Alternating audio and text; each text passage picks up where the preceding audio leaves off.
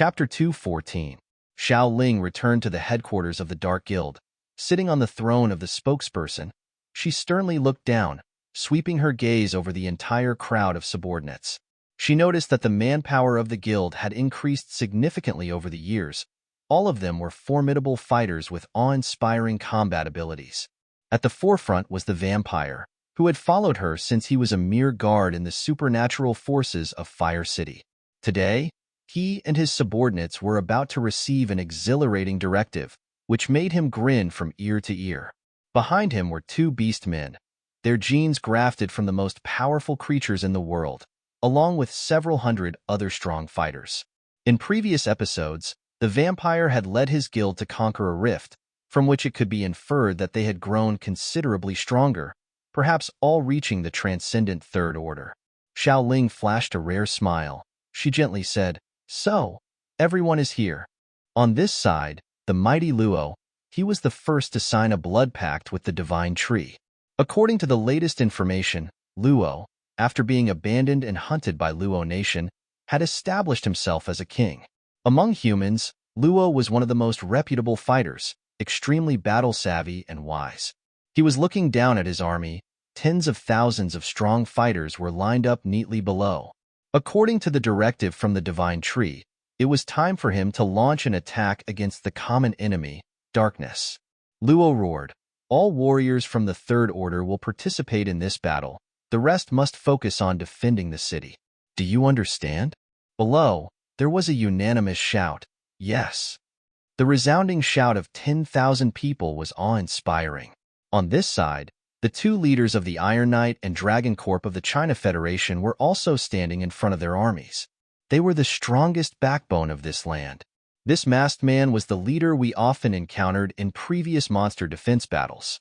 His army was the nightmare of all monsters before the majority advanced to the Second Order.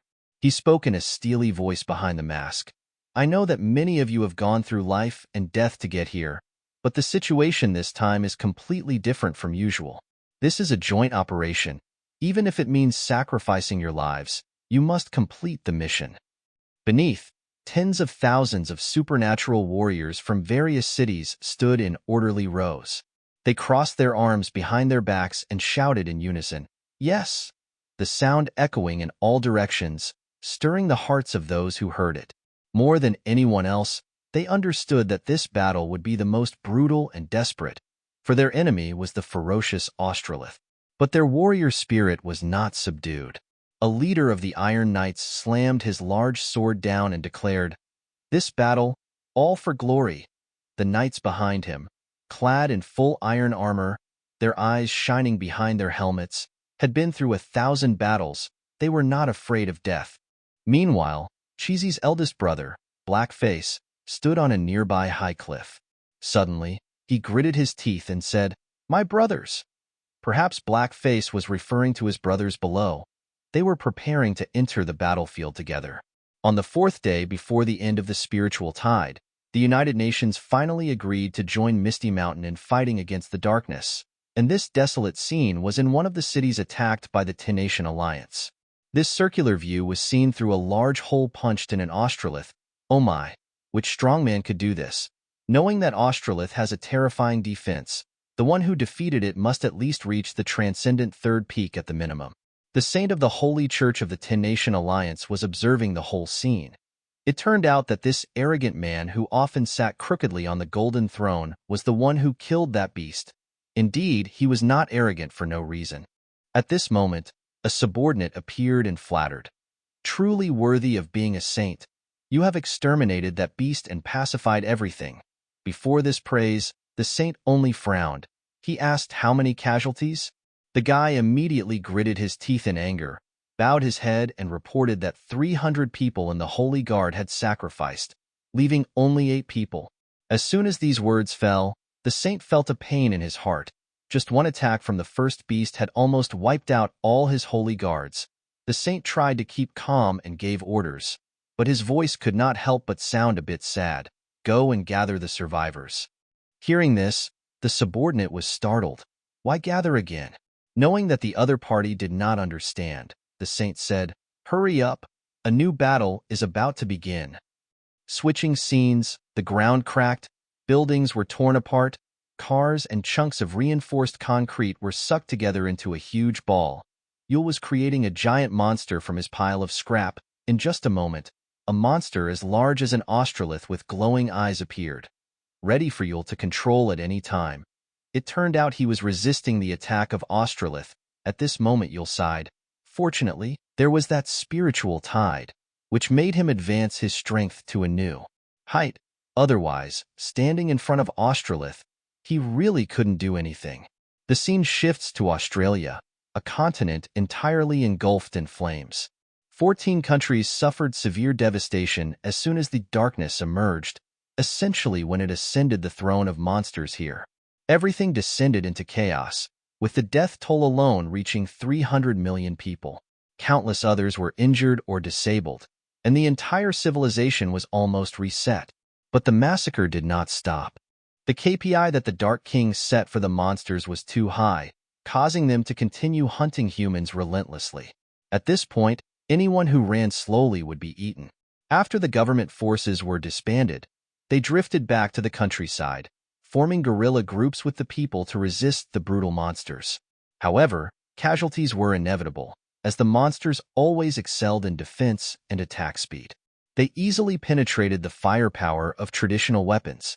In general, weapons such as submachine guns, machine guns, or pistols were truly ineffective.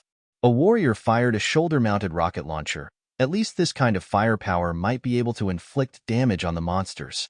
The rocket plunged into the monsters and exploded. It seemed that the dinosaur had its little toe shot off. The guy wondered if he had defeated it. But a second later, a harsh crunching sound rang out. He was bitten into the mouth by a mutant wolf, his life instantly snatched away.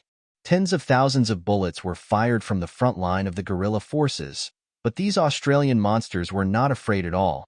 They still rushed forward crazily. Of course, monsters below the second order could be injured by traditional guns, and the monster side also suffered many deaths. Suddenly, giant claws appeared from the sky. The desert eagles in the Dark Army had appeared. They were trying to break the strongest firepower of mankind. Each one grabbed 2 warriors, lifted them high and threw them down, or directly ate them. The anti-aircraft forces had not yet arrived, so they would use tanks as anti-aircraft forces. At this close range, the tank gun was as painful as a punch from the sky. Many eagles had their heads blown off. Behind this front line was a densely populated area that had not been invaded by monsters. We could see countless bases of the resistance army interspersed with houses. Underneath the bomb shelters, children and young people have now become the priority for shelter over the elderly, as they bear the role of reproduction in the future. The children just wanted to go outside and breathe some fresh air. They wondered if the army had driven away the monsters. Suddenly, the steel door shook, as if something was crashing into it. Everyone was terrified. Could it be that the monster had captured the city and was attacking them? The next second, the door was thrown open and crushed a person. Fresh blood splashed out, a very tragic scene. The blood turned green because of the law, you know. Appearing before the crowd were 2 bipedal monsters, a mutated dream cow and a mutated mountain lion. Their eyes lit up as they looked at their prey in front of them. The scene was so tragic that the artist decided not to paint it. In another refuge, a man was anxiously holding his phone. He walked around dozens of times, but there was no signal at all. Perhaps all the signal towers on the ground had been destroyed. The dangerous thing was that the food reserves here were about to run out. They needed a plan to move elsewhere. Meanwhile, everyone around was exhausted. They were all pulled out from large fires or ruins. Their vitality had long been exhausted. This young man who evacuated early was gritting his teeth and complaining that the government was useless. Then the signal came back. The 2 young people opened their phones to see. A horrified face discovered that on the ground, the news announced that a country had been completely wiped out by monsters. Now, the whole of Australia only had 13 countries left, and this was only the 5th day since the darkness was reborn. The reconnaissance helicopter was still risking its life to record precious footage in the war zone.